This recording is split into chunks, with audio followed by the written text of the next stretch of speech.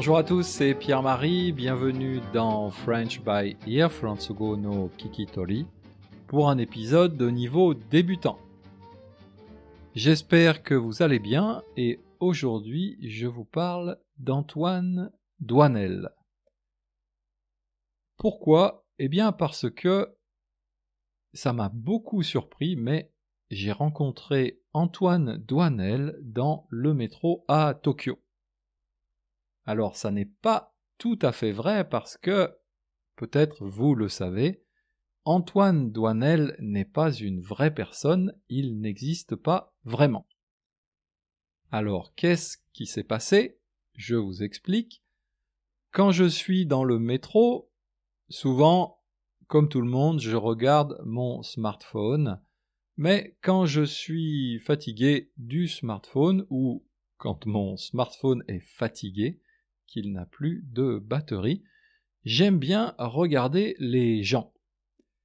Et j'étais donc dans le métro, assis, quand une jeune femme est entrée, une trentaine d'années, assez jolie, assez élégante, et elle s'est assise en face de moi.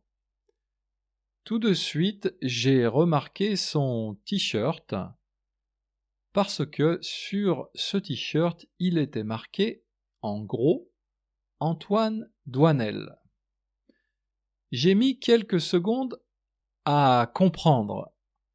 Bien sûr, Antoine Doinel, tout de suite, ça sonne français, je sais que c'est français, mais j'ai eu besoin de quelques secondes pour me rappeler. Mais oui, bien sûr, Antoine Doinel, c'est un personnage de cinéma qui est le personnage principal de plusieurs films de François Truffaut. Et ces films datent des années 60. Le premier film, qui s'appelle Les 400 coups, date même de 1959. Alors c'est assez incroyable quand même, parce que cette jeune femme, bien sûr, n'était pas née en 1959, mais il y a aussi des chances que ses parents n'étaient pas nés non plus en 1959. Donc ce personnage de cinéma français, Antoine Doinel, a traversé 2 générations et plus de 10 000 kilomètres entre Paris et Tokyo pour se retrouver sur ce t-shirt de cette élégante Tokyoïte. Incroyable. Alors ce Antoine Doinel, ce François Truffaut, et d'autres réalisateurs de cinéma comme Jean-Luc Godard et Éric Rohmer, pour citer les plus célèbres peut-être, faisaient partie de ce mouvement de cinéma français qu'on a appelé la Nouvelle Vague et qui a duré environ une dizaine d'années dans les années 60, donc il y a maintenant plus de 60 ans. Et je suis souvent surpris, très surpris de voir que cette nouvelle vague, beaucoup de Japonais aiment, voire adorent ce cinéma français des années 60. Et pas seulement des personnes âgées, je me souviens d'une élève qui a commencé le français peut-être, elle avait 20 ans, 25 ans, et la raison pour laquelle elle a commencé à apprendre le français, c'est parce que elle avait beaucoup aimé des films de Jean-Luc Godard.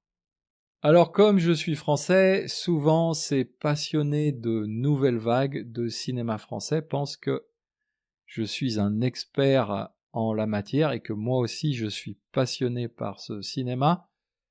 Ça n'est pas tout à fait le cas. Je suis né en 1970, donc c'était déjà la fin de la nouvelle vague, et j'ai attendu peut-être une quinzaine d'années avant de m'intéresser au cinéma, et j'étais plutôt attiré par les films d'action, les films d'aventure comme Indiana Jones par exemple. La nouvelle vague, c'est plutôt un cinéma des films qui parlent du quotidien, de la société quotidienne, avec une grande place notamment pour les relations amoureuse. Bref, ça n'est pas tout à fait ma tasse de thé, ce n'est pas mon style de cinéma préféré, mais bien sûr, il y a d'excellents films dans cette nouvelle vague, et je comprends pourquoi, à l'époque, donc 60 ans en arrière, ce type de cinéma était très différent, et même on a souvent décrit ce cinéma en disant qu'il était révolutionnaire.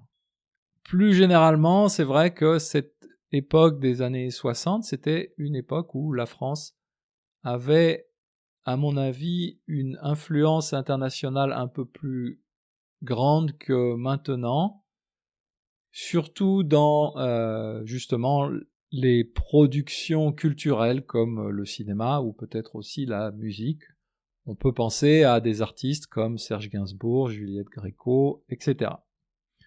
Aujourd'hui, peut-être que la chanson, le cinéma français n'ont plus la même influence, en particulier ici au Japon, mais par contre, il reste l'influence et le prestige français dans d'autres secteurs comme bien sûr la mode ou la cuisine. Voilà, en tout cas, j'étais très surpris de cette rencontre entre guillemets avec Antoine Doinel dans le métro à Tokyo. J'ai beaucoup hésité à aller parler avec cette femme. J'aurais bien aimé savoir pourquoi, comment, est-ce qu'elle avait eu l'idée de porter ce t-shirt, mais elle avait l'air occupée et elle écoutait quelque chose avec son smartphone. Je me suis dit, tiens, peut-être qu'elle est en train d'écouter mon podcast et je ne vais pas la déranger. Voilà, c'est tout pour aujourd'hui. Retrouvez la transcription de ce podcast sur mon site internet comme d'habitude. Et je vous dis à bientôt, Mata Jikai.